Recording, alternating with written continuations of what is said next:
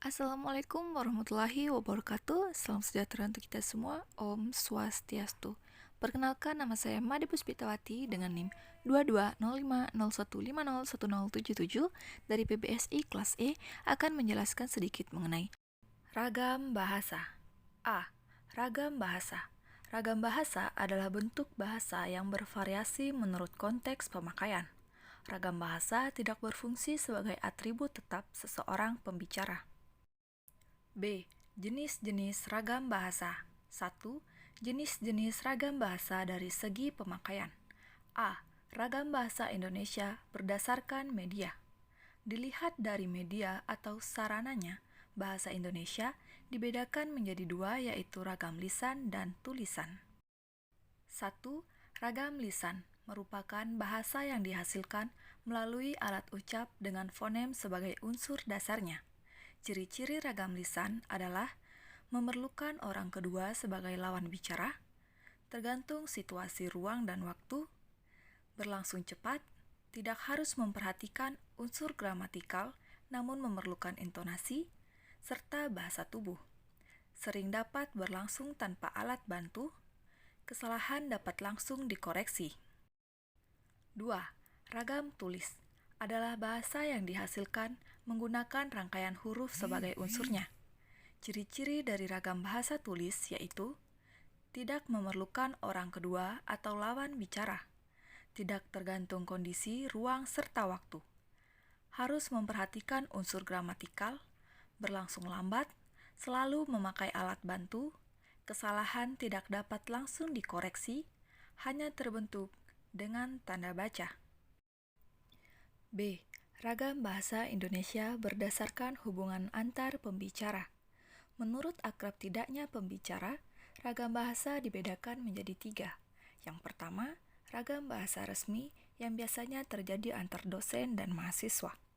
Yang kedua, ragam bahasa santai yang biasanya terjadi antara teman.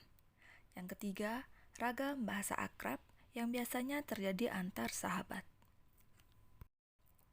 C. Ragam bahasa Indonesia berdasarkan topik pembicaraan.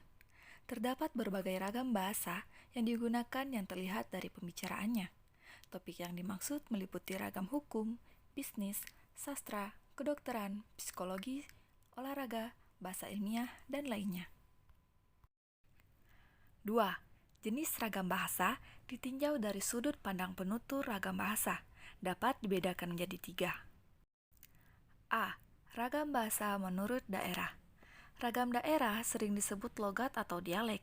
Ciri-cirinya meliputi tekan, turun naiknya nada, dan panjang pendeknya bunyi bahasa yang membangun aksen. Aksen tersebut berlainan tiap daerah. Perbedaan kosakata dan variasi gramatikal juga ada. Walaupun kurang tampak, ragam dialek ini erat hubungannya dengan bahasa ibu si penutur. B. Ragam bahasa menurut pendidikan formal atau studi sosial. Ragam bahasa menurut jenis ini menunjukkan perbedaan jelas antara kaum yang berpendidikan formal dan yang tidak. Perbedaan kedua ragam tersebut dapat dilihat dari tata bunyi dan tata bahasanya. Contohnya, badan pemerintah, lembaga perwakilan rakyat, badan kehakiman, radio televisi, dan proses ilmiah hendaknya menggunakan ragam bahasa yang berpendidikan yang lazim. C. Ragam bahasa menurut sikap penutur. Penggolongan ragam bahasa ini tergantung pada sikap penutur terhadap orang yang diajak berbicara atau pembacanya. Sikap ini dipengaruhi antara lain umur, kedudukan yang disapa, tingkat keakraban antar penutur, pokok persoalan yang hendak disampaikan, dan tujuan penyampaian informasinya. 3. Ragam bahasa berdasarkan keformalan. Terbagi menjadi 5. A. Ragam beku adalah variasi bahasa yang paling formal, misalnya upacara kenegaraan bersifat cenderung tetap. B. Ragam resmi adalah variasi bahasa yang sering digunakan pada pidato kenegaraan atau bersifat fleksibel. C. Ragam usaha adalah variasi bahasa yang lazim dalam pembicaraan biasanya di sekolah atau pembicaraan yang berorientasi pada hasil atau produksi. D. Ragam santai digunakan dalam situasi yang tidak resmi dengan keluarga.